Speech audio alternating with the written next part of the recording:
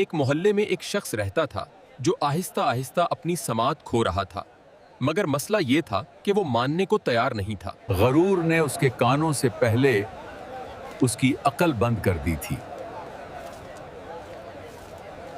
ایک دن ایک دوست نے اسے بتایا کہ ساتھ والے گھر میں رہنے والا بوڑھا ہمسایہ سخت بیمار ہے، اس کا کوئی نہیں، تمہیں اس سے ملنا چاہیے۔ بہرے آدمی نے سنا کم مگر سوچ بہت زیادہ لی۔ اس نے دل میں جواب خود ہی طے کر لے، سوال بھی، جواب بھی اور تعریفیں بھی۔ رسم نبھانے کے لیے وہ بہرا آدمی بیمار ہمسائے کے گھر پہنچ گیا۔ کمرے میں داخل ہوتے ہی اس نے دیکھا کہ بوڑھا ہمسایہ بستر پر پڑا ہے، کمزور اور سانسیں گنتا ہوا۔ کیسے طبیعت ہے ہمسائے؟ میں مر رہا ہوں، الحمدللہ۔ کون سا ڈاکٹر علاج کر رہا ہے؟ عزرائیل۔ بہترین، وہ تو ہر درد ہمیشہ کے لیے ختم کر دیتا ہے۔